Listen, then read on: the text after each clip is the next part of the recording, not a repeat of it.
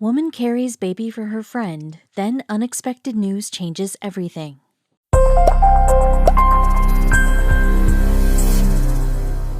After getting married, Kevin and Nicole Berrettini had their sights set on starting a family. They dreamed of having children together and were excited at the idea of getting pregnant. But like many couples, it didn't happen right away. They kept trying and hoping to get good news, but it never came for them. Still, the Berrettinis didn't want to give up their dream of having a family. When considering other options, a friend offered to do something amazing. Everything seemed like it was meant to be until things took a turn that no one expected. Kevin and Nicole had been married for a few years, during which they had tried to get pregnant to start a family. They kept trying, but with no success. They never gave up and were willing to try anything. They couldn't have known how things would turn out, and the road to starting a family ended up being rougher than they could have ever imagined. Still, they knew in their hearts that this was what they wanted to do. The couple were friends with Liana and Sean, who lived in East Moriches, New York. Just as Kevin and Nicole were trying to get pregnant after their wedding day, Liana and Sean wanted to start their family right away. Together, they have 5 children and love having a big family. After 5 pregnancies, Liana considered having more children with her husband. Little did she know that she would end up being pregnant sooner than originally planned, and this time the child wouldn't biologically be hers. Having no luck getting pregnant, Nicole and Kevin considered finding a surrogate to carry their child. Although they were unsure of what their relationship would be like, they knew that if they wanted to start a family, they would have to trust the woman to keep them in the loop. Liana shocked everyone when she announced that she would be willing to help the couple have a child by becoming their surrogate. For Nicole and Kevin, this was the best case scenario since they were already close-knit friends with her. Surrogacy is a unique experience. Dr. Richard Klein was the obstetrician who implanted the embryos in the procedure and said that it was so much fun having both couples appear at the doctor's appointments, contributing so much love and hoping for a baby. It was July 2016 at this point, and the embryos had been implanted. Both couples arrived at the doctor to hear whether the embryo had taken and whether Liana was pregnant with their child. In the days leading up to the appointment, both couples were nervous, but especially Nicole and Kevin. They had prayed for a baby for so long, they wondered how much longer they could hold on to hope. Liana had done everything correctly, going through the procedure of having the embryo implanted. Now all they had to do was wait. Finally, the big day arrived when they would find out, and everyone's emotions were running high. The Berrettinis were hoping for a baby ever since their wedding day in 2010. The happy couple looked forward to their future together and wanted to raise their children in Smithton, New York, where they lived. But time after time, Nicole still wasn't pregnant. She went to the doctors to find some answers that would help her conceive. But the news that she received was not what she was hoping to hear. It seems that the Berrettinis' plans were not going to happen. Back when she was 16 years old, Nicole began noticing small bumps appearing on her skin. A few small bumps turned into bumps covering her entire body. When she went to the doctor, suffering from a fever and fatigue, they discovered that her eyes had also turned jaundice. The doctor took blood samples and found that her level of platelets was dangerously low. While the average adult has between 140,000 and 150,000 platelets in their body, Nicole only had 8,000. After seeing the doctor, Nicole was diagnosed with an autoimmune disease called thrombotic thrombocytopenic purpura, or TTP. Still just a teenager, Nicole was shocked at the diagnosis, which could be fatal. TTP causes blood clots to form around the body, and Nicole was in imminent danger. After her diagnosis, she stayed in the hospital recovering. She was lucky to have made it to the doctor in time to be treated, as things could have ended up being a lot worse. So just how much at risk was Nicole? Blood clots caused by TTP have a 95% mortality rate if they aren't treated immediately. The rare blood disorder increases blood glycoprotein in hemostasis, which causes different parts of the body to experience blood clots. Nicole's symptoms of fatigue, fever, and bruises all match up with TTP, which affects 1 out of every 100,000 people, most of whom were adult women. Nicole was part of the 10% of this population whose case begins before adulthood. Thankfully, the doctors were able to find suitable medications to manage Nicole's TTP. Because of it, she was able to live a normal life and not worry about waking up with a fatal blood clot. Because of this, her condition wasn't on her mind often. But when she went to the doctor to find out why she wasn't getting pregnant, Nicole learned that if she were to get pregnant, her TTP medication would most likely harm the baby. Due to Nicole's condition, it would be unsafe to go off the medication as well. After learning that pregnancy would be too risky for her, Nicole went home devastated by the news. A while later, her husband Kevin came home and instantly knew something was off. He recalls, "I got home from work and Nicole had that look on her face like something was wrong, and I'm never going to forget it. I said, 'What's wrong?' And she said, 'The doctor doesn't think we can have children.' And you know nobody wants to hear that." She explained the risks and he knew it was true. The difficult part for Nicole was knowing that she could, in fact, conceive, but the pregnancy would be very high risk for both her and her baby. She explained, "I was able to conceive, but I wouldn't be able to have a healthy pregnancy, and it would result in death of myself or the baby." It was clear that it would be too dangerous for Nicole to fall pregnant, and she would need to find another way to achieve her dream of having a family with her husband. Nicole was absolutely heartbroken that she wouldn't be able to carry her own baby, and it took her a while for the news to sink in. She was incredibly frustrated that she was able to get pregnant, but that the doctors told her not to. She even told Kevin that she was willing to risk everything, but he said no. Nicole was grieving a loss, and the couple took time to cope with it all. Through it all, they were still trying, emotions running high.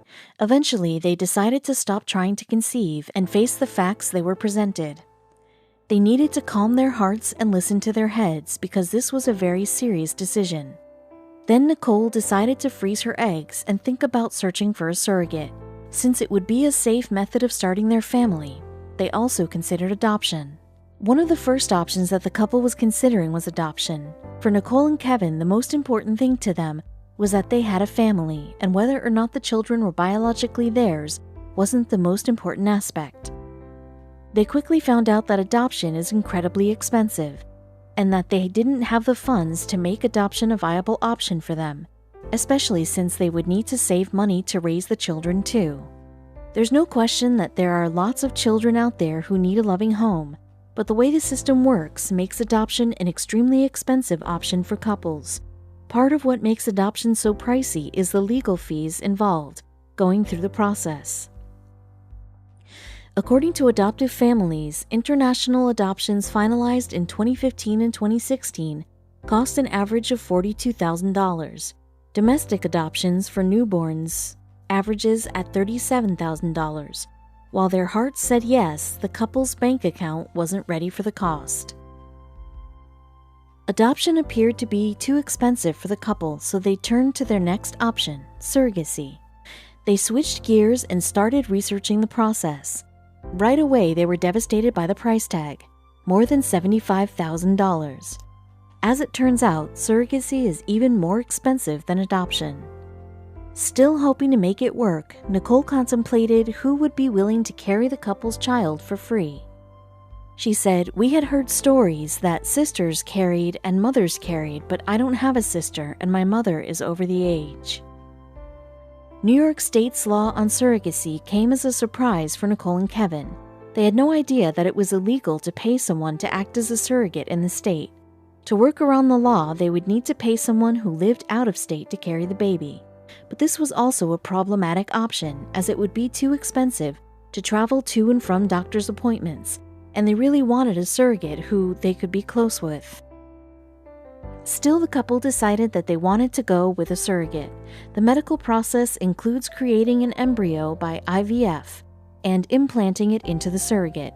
The embryo includes the mother's egg and the father's sperm, so although another woman is carrying the child, biologically it would be related to the couple. Like many other couples, this is what Nicole and Kevin saw as their best option. They still needed to find a way to do it, however. No longer a secret that it wasn't safe for Nicole to get pregnant, the couple shared their dream of finding a surrogate to carry their firstborn. They were amazed at the supportive response from their friends and family. Many of them even offered to become their surrogate. It seemed that things were looking up for the couple once they put it out in the universe that this was what they wanted. However, they were just as quickly disappointed when they found out through initial testing that the women who had offered weren't fit to carry. Liana was a friend of Nicole and Kevin's. She and her husband Sean have 5 children together, and the couples had known each other for 20 years. Liana loved being a mother and couldn't imagine life without her children. When she heard of their situation, she was empathetic. She contemplated offering to carry their children, but she had just given birth and wasn't sure if her body was ready to carry another child yet. In order to qualify to become a surrogate, a woman must be entirely healthy, because the process is costly and the chances of becoming pregnant decrease as women age. A lot of factors are considered before the procedure takes place. And as Nicole and Kevin found out, not all women are a good fit to become a surrogate. Once the woman gets the green light to become a surrogate, however, there's a good chance within 3 tries of implanting the embryo that they will become pregnant. In December of 2015, the 2 couples met up for dinner one night. It was clear that Kevin and Nicole were going through a stressful time in their lives. Liana and Sean wanted to lift up their spirits without prying too much into their situation. Of course, the topic couldn't be avoided, and they soon started discussing having children. Nicole was visibly upset about not being able to have a child, and Liana, a mother of 5, wanted to help. After listening to Nicole speak about their childbearing woes, Liana said something completely unexpected. Kevin recalls what she said at the dinner table that night as Liana goes, "You know, I have 5 children. Sean and I want to have maybe 1 or 2 more." And Nicole and I looked at each other with a puzzled look like, "You have 5 kids. Why would you want any more?" What she said next caused everyone to tear up. It would almost seem like throwing it in her face that Liana was talking about having a 6th child when Kevin and Nicole couldn't even have 1. They didn't know what to think, but Liana kept talking, Kevin said, and she goes, "No, not for me, for you guys. I'd like to carry a child." Nicole and Kevin were completely in shock. Kevin said, "The 2 of us, just forget about it. We all started crying." Finally, the couple felt that they had found the answer to their problems. This was meant to be. Liana knew in her heart that it was the right thing to do. She said, "I was blessed to have 5 kids, and they are all amazing, and I couldn't picture my life without them. And to see this family so deserving, it broke my heart." It was the joy that Liana got from being a mother that led her to wanting to give that experience to someone else, who otherwise wouldn't be able to have children. After giving birth to her 5th child in 2015, Liana and Sean felt that their family was complete. Liana's heart was so full with all the love she had for her children that she felt she had more to give. She was considering becoming a surrogate to help another couple have a family. Liana brought the idea up to her husband, Sean. She let him know that if she chose this path, it would require extra help from him in taking care of their children. He agreed with her idea. Through tears, Nicole and Kevin accepted Liana's offer of carrying their child on the spot. They were over the moon about their friend's selfless offer, which would help them get what they've always dreamed of. Liana passed the medical tests with flying colors, making it official. The timing was right and everyone was on board. Nicole and Kevin couldn't have been happier with finding the perfect person to bring a baby into their lives. After passing the medical exams, Liana went to the doctors to have the embryo implanted. It would only take 1 week to find out if the embryo took, but it felt like an eternity for everyone involved. Although they felt like everything was falling into place, the couple had been disappointed before. They knew that nothing was guaranteed and all they could do was wait and pray. The 2 couples went back for the follow-up appointment only to learn that Liana wasn't pregnant. Although it didn't happen the first time, neither couple was ready to call it quits. The doctor was optimistic and told them that this time around they would implant more embryos, increasing the chances of Liana getting pregnant. They had to wait yet another week to find out if Liana was pregnant with the 2nd round of embryo. Again, everyone was on the edge of their chairs, praying and hoping that this round would take. Once again, both couples arrived at the doctor's office to find out if Liana was pregnant with Kevin and Nicole's child. This time, the doctor had good news to deliver. He told them that the embryo had taken and that Liana was pregnant. He had even better news on top of that. They were pregnant with twins. Everyone was overjoyed and emotional as they heard the good news.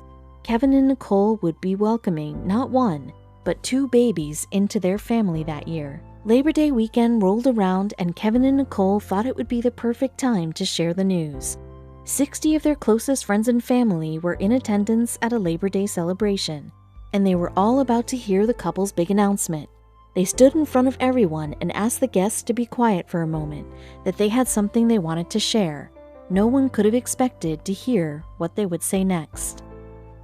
On February 10, 2017, the twins arrived. Kevin and Nicole welcomed a boy and a girl. They named them Dominic and Luciana. Both babies were born healthy and everything with Liana's pregnancy went just fine.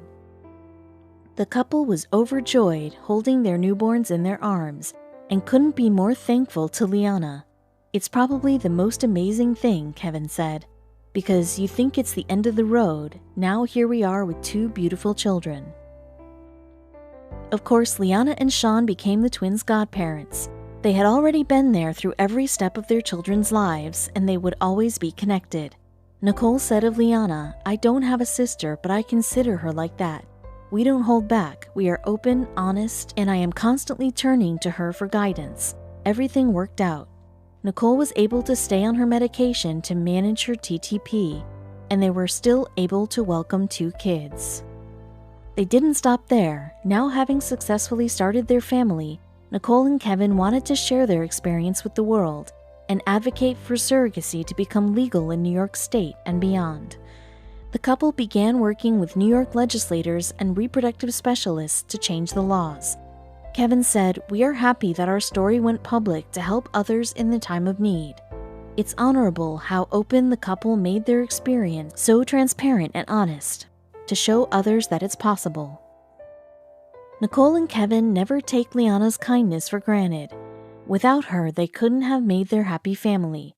Nicole wants other women in her position to know that they too can find someone willing to take the journey of surrogacy, and it's all worth it. There are people out there, like Liana, that will do it out of kindness. It's easier to find them than it seems. It's never the end of the road. The couple continues to fight to legalize surrogacy. In her early 30s, Katie Page was living in Alabama, yet was feeling unfulfilled. She was looking for a new beginning to get out of the rut she felt she was in. Her marriage had recently ended, and she felt completely lost. It was a time she had described as the hardest in her life. She knew that the only thing she could do was to start over entirely, and despite having friends and opportunities in Alabama, she needed to get out. Even after her marriage had ended, she was aware that there were still opportunities that she could take advantage of, so she decided to figure out which ones were worth examining. With so many options in front of her, she was hesitant, but knew that whatever she did would help the situation she was in. At least, she hoped. It was at that time that Katie received a job offer that seemed like the answer to her problems. Katie took the job and moved to Colorado Springs, Colorado, where she started working as an integrative service manager for the construction company G.E. Johnson. She was feeling positive that she had made the right decision in order to turn her life around and accomplish some of the goals she had. She ended up purchasing a 4-bedroom home that required a lot of renovation. Katie commented that the house was a large 4-bedroom home. "I told my friends at the time that it was meant for more, even though I really didn't know what more meant at the time." Renovating a home, no matter what size, is not cheap by any means, so Katie decided that she would take on the job herself, keeping her busy and giving her a purpose.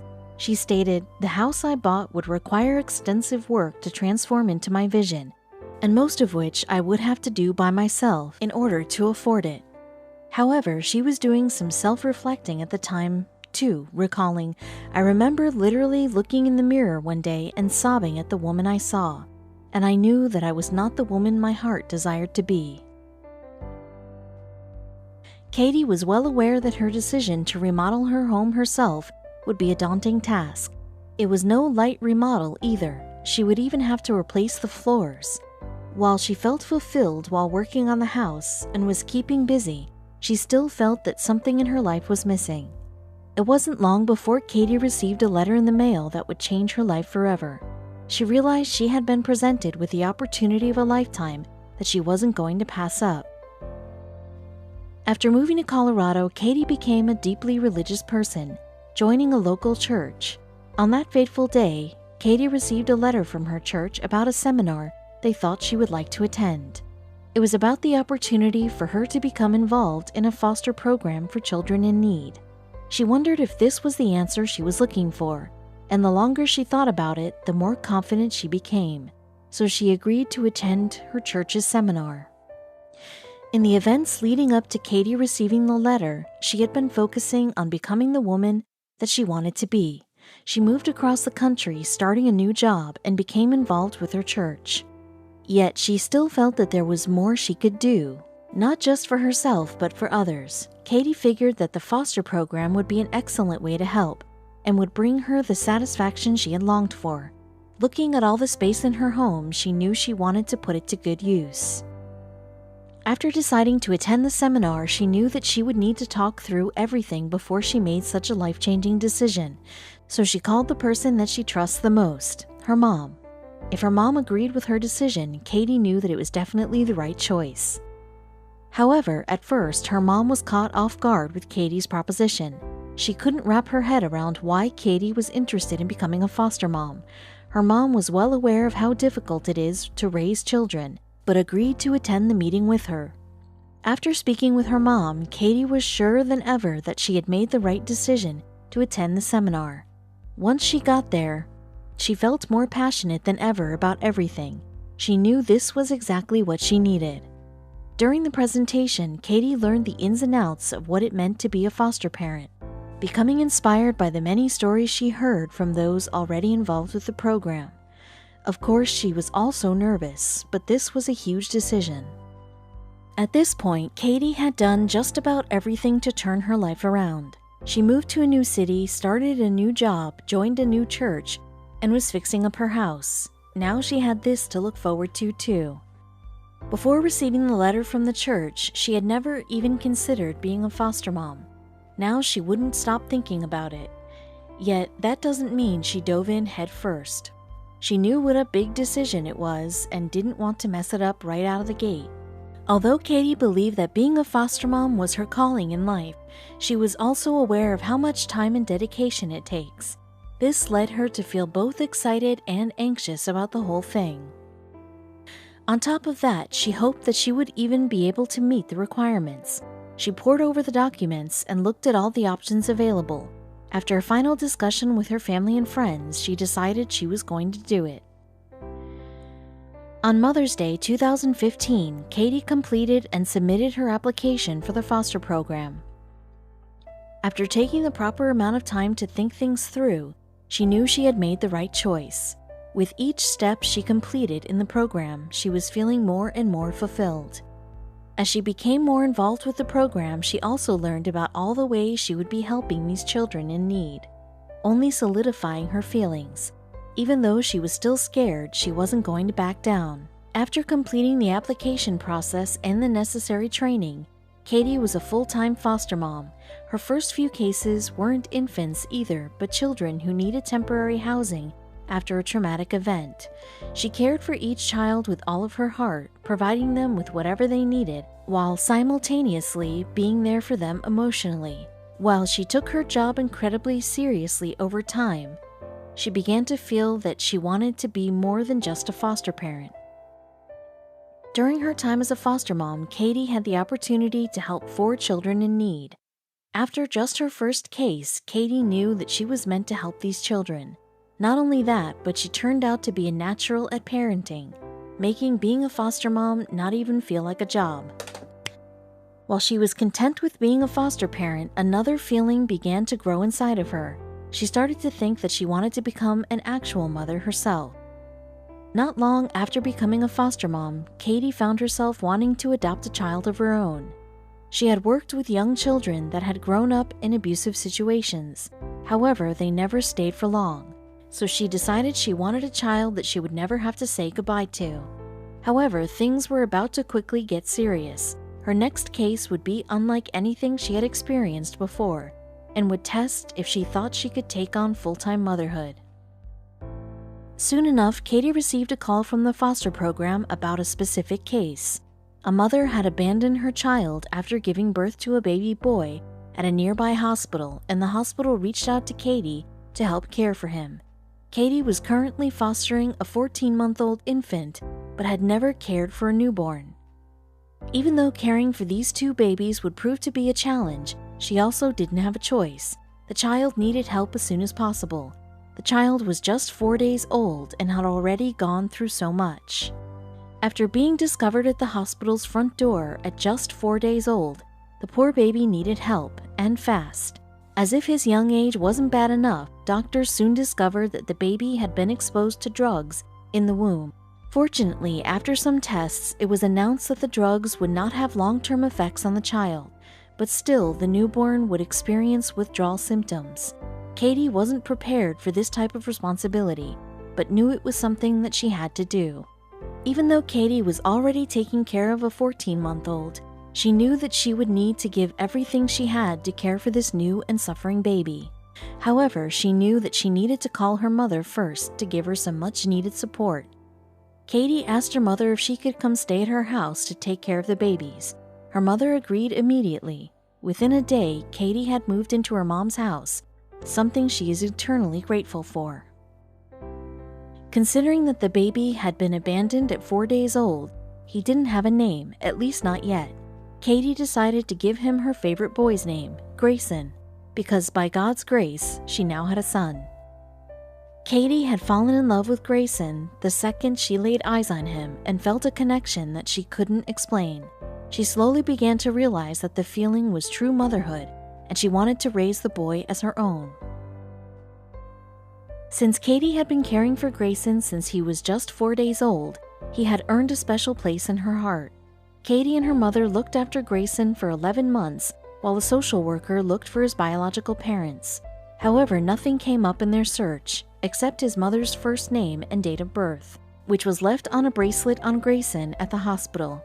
They were desperately hoping that they would get answers soon.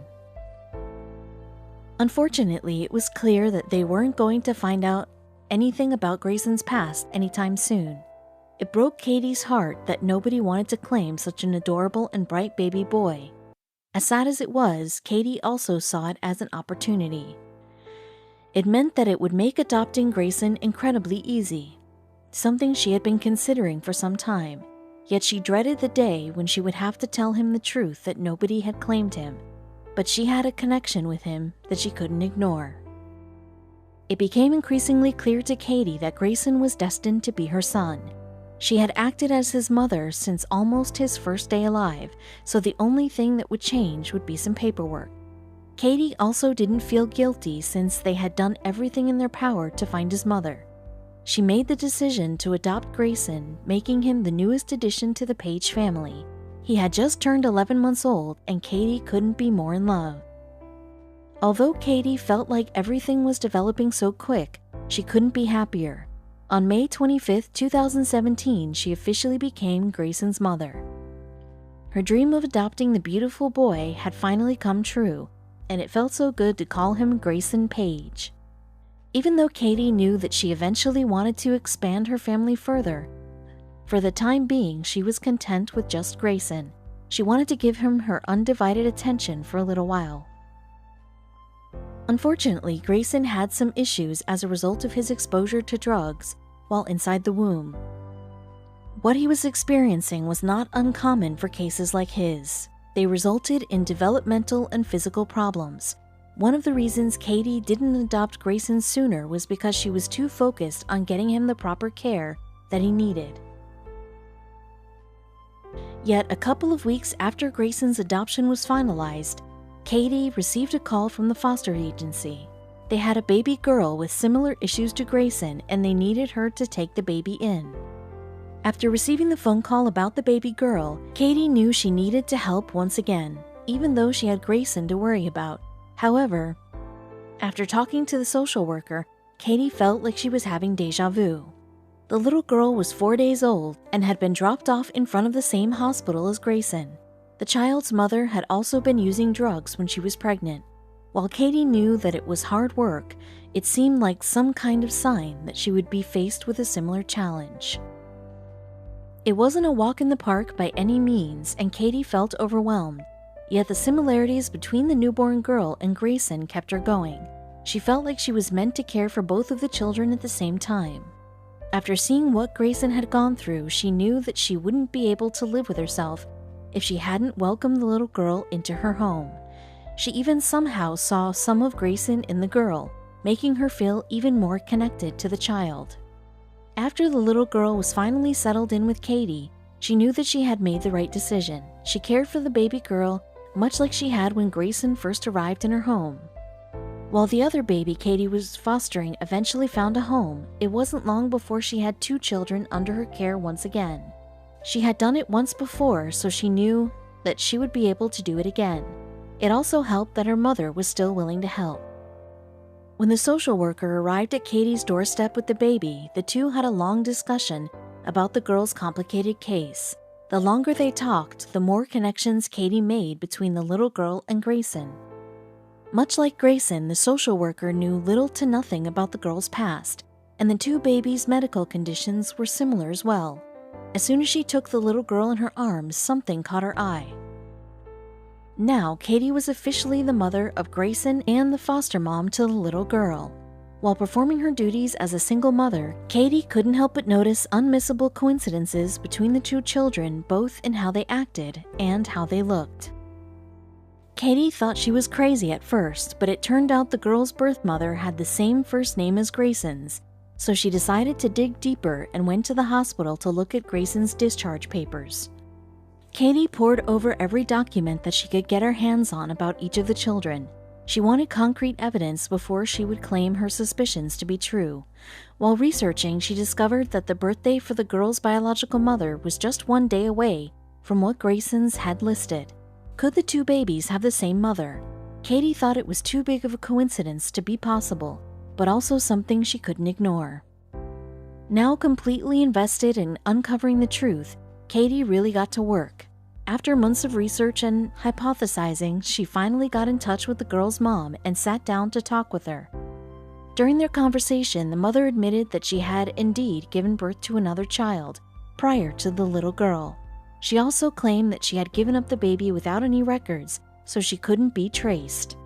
After some discussion, Katie convinced the woman to sit down with the children's caseworker to see if they were indeed siblings. Still, Katie couldn't imagine it was possible that she ended up with siblings randomly. Of course, she also knew that there was too much evidence for her to stop now. Katie commented, "There were features on the babies that were very similar. They both have a chin dimple, and the other feature is one that only a mama would see because it's covered by their diaper." Finally, Katie received a call from the children's caseworker, and the caseworker said, "Katie, I think you're right." The social worker was equally as stunned and was sure to double-check all of her evidence. In the end, everything added up with the social worker saying, "Her story breaks my heart, and I can't believe it, but I am 90% sure you're right, and this is a miracle." While the social worker claimed to be 90% positive, the next phone call confirmed their suspicions. She discovered that the 2 children were indeed siblings after she finally found the last name for both of their mothers. Amazingly, it was the same.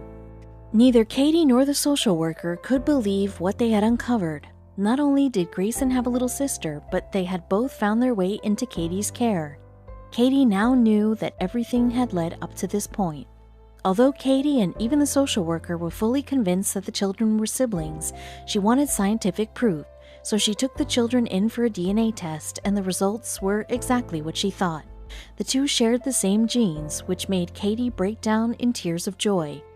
It was obvious what Katie needed to do next, and go straight to work on the paperwork needed to adopt the baby girl. There was no way she was going to let the siblings ever be separated again. Katie knew that there was a reason she was so drawn to the little girl when she first held her. After learning her true identity, she adopted the girl on December 28, 2018. She was now the proud mother of 2 siblings, and their story is nothing short of a miracle. She named the girls Zoe Hannah Page, and the 2 children bonded like any other 2 young siblings. However, they definitely aren't the same person. Grayson is a lot calmer, and Hannah has a lot of energy. Since Katie had first heard about this foster care program, she was drawn to it for a reason she couldn't explain. And now she knows why.